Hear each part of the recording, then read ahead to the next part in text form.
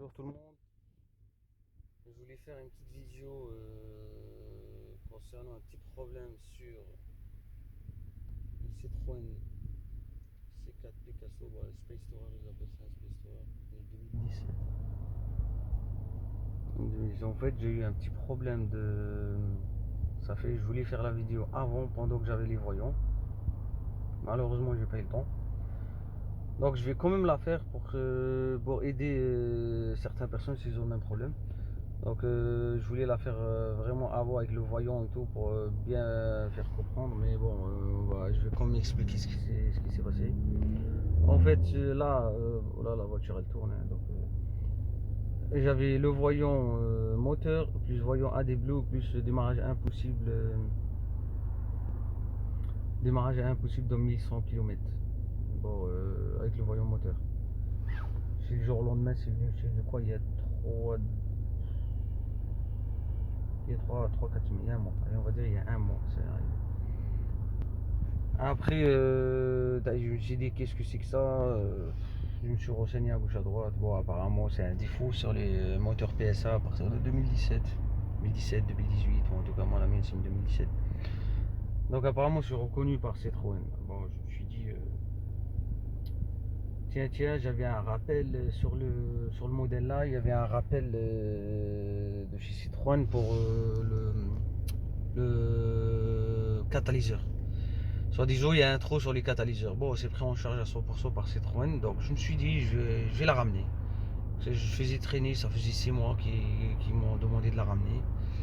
Je l'ai ramené en même temps, je lui ai dit, fais-moi un diagnostic. Donc je l'ai ramené, donc le problème du catalyseur, il n'y a pas de trou, donc tant mieux, ils ont rien pu faire. Après, il y a le problème du voyou, il me dit, ouais, ça c'est un problème connu chez Citroën. Bon, je dis, c'est bien, ça va être prêt à 100%. Ah non, non, pas du tout. Moi, je me suis dit,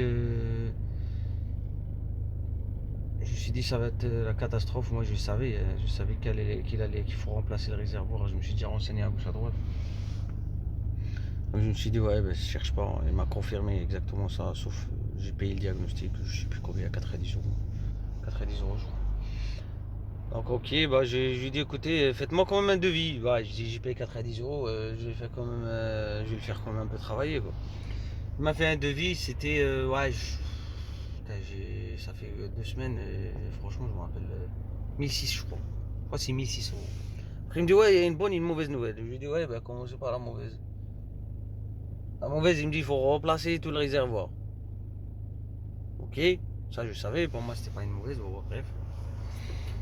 Et la bonne, il me dit, bon, je vais regarder, mais peut-être on va prendre une partie en charge. Je dis, ouais. Moi, j'avais déjà fait mon calcul et tout. Je me suis dit, s'ils prennent 50%, ça va pas le faire. Je vais le faire moi-même parce que je me suis renseigné à gauche à droite et apparemment il faut pas remplacer tout le réservoir. Il y a une petite électrovanne dedans à l'intérieur qu'il faut la nettoyer. Il y a une membrane dedans qui est coincée. Du coup, la D-Blue passe plus. Et le gars il me dit, ouais, ça fait comme du carburant en fait, la D-Blue. Maintenant, quand il n'y a plus de la D-Blue qui monte, bah, du coup, au bout de 1100, 600 mois, ça a diminué 600, 400, bref. Et la voiture se coupe, quoi. C'est comme du carburant, quand t'as plus de gasoil, ça roule plus, quoi. C'est la même chose. Donc, je dis, ok, j'attends, il va voir son collègue et tout. Il me dit, ouais, c'est 75%. Je dis, ah ouais, bah là, ça change. Je lui dis, je vais réfléchir, je rentre et tout. Puis je le rappelle, je lui dis, ouais, si, ça me revenait à 500 euros. 500 euros, 500 et quelques pour faire remplacer le réservoir qui a une garantie de 2 ans. Bon, je me suis dit, franchement, là, il fait froid. À rentrer dans le garage, j'ai des travaux dans la maison. Ben, je me suis dit, faut aller, je vais la faire. Et en plus, en une journée, c'est réglé. Je la dépose le matin, ils prêtent la voiture, ils prennent les voitures, l'après-midi, elle est réglée. Ok, c'est pas donné. C'est sûr, c'est pas donné. Mais moi, c'est la voiture, c'est pour les gosses, donc. C'est pas moi qui la roule, donc. Et je veux pas qu'elle tombe en panne. Donc, je me suis dit, je vais la faire. L'auto, je suis obligé d'acheter une machine pour nettoyer les trucs électroniques là. Bon, je suis un bricoleur, je suis pas un mécanicien. J'ai déjà remplacé des croix de distri, j'ai déjà remplacé 2 3 trucs. Donc ça va, j'arrive à me débrouiller. Mais bon, je me suis dit franchement, je vais la faire comme ça. La garantie, c'est vraiment important. Parce que si je la ferai, elle s'allume d'ici 1 an, 2 ans, 1 an, allez, on va dire 1 an, elle s'allume. Je vais faire quoi? Je suis obligé de la redémonter. Bon, bref. J'ai été la ramener. Bah, du coup, ils m'ont replacé le réservoir entier d'AdiBlue. Suite au problème là, voyou moteur, démarrage impossible de 1100 km. Et bah, le problème c'est réglé quoi. Ça fait quoi 2 semaines que je l'ai ramené, je l'ai faite. Bon, pour info, je fais la vidéo là juste pour dire aux gens chez Citroën, en tout cas moi c'est une 2017. Chez Citroën là où j'ai été, moi je suis en Moselle pour info, je sais passer partout pareil ou pas, je pense que oui. Et prend 75%. C'est en décembre, je crois, max. Ouais, moi je l'ai ramené avant fin novembre. Après, en décembre, je crois, ça passe à 45 ou 55. Et l'année prochaine, ils prennent plus en charge. Bon, je pense que c'est par rapport à l'année de ma voiture. Après, vous, ramenez votre voiture chez Citroën. Si vous avez le problème, écoutez, c'est sûr et certain qu'il faut payer les 90 euros, mais au moins, peut-être avec la prise en charge, si elle est plus récente que la mienne, parce qu'apparemment sur des voitures récentes, plus récentes, comme le 3008, les nouvelles C3 et tout, aussi, ça se produit. Donc si votre voiture est plus récente, je pense qu'elle va être prise en charge à 100% par Citroën, et ça vaut le coup. Parce que franchement, au moins, ça vous évite de la toucher. Après, eux, ils font tout. Ils programment, ils effacent les défauts. Et ça revient plus. Moi, franchement, depuis que je l'ai ramené, c'est tranquille. Plus de problème d'AdiBlue, plus de conneries. Ça, déjà, ça, c'est une chose. C'est pour informer des gens si ça peut vous aider. La deuxième, la deuxième info, c'est que en attendant le rendez-vous, ça après une semaine. Bon, ça va, c'était vraiment pas pour longtemps. Une semaine pour que je la ramène pour qu'il change le réservoir. Pendant la semaine là, moi ça a commencé à diminuer, ça arrivait à 800, 600. Bon, qu'est-ce que j'ai fait? Bon, il y avait un petit boîtier que je l'avais acheté il y a longtemps sur Amazon, celui-là là.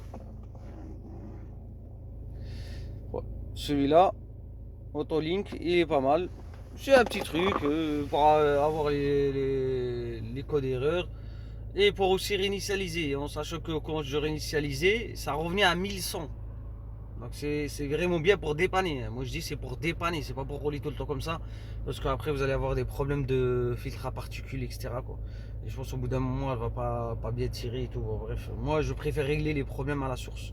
Donc la prise, pour info, la prise OBD2, elle se trouve en dessous du volant là. Le petit cache, je sais pas si on voit bien. Je vous indique avec mon doigt le petit cache en dessous du volant qui est là. Il y a un petit carrage, vous l'enlevez, il y a la prise. Il y a au branché ça là. Donc vous réinitialisez les défauts et puis il va s'éteindre le voyau moteur AdiBlue, il va s'éteindre. Démarrage impossible de 1100 km, il va s'éteindre complètement. Après il va réapparaître peut-être au bout d'une journée, ça dépend combien de kilomètres.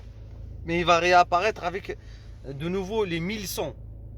Donc si vous avez 800, 600, donc c'est vraiment bien pour faire un long trajet, pour dépanner quoi, en attendant. Allez, merci à tout le monde, j'espère que ça va vous aider un peu. Alors, je sais que c'est un gros souci sur les moteurs PSA, c'est vraiment, et c'est cher, c'est ça le problème, c'est vraiment cher le réservoir, très très cher. C'est vraiment embêtant. Donc voilà, merci à tous et à la prochaine.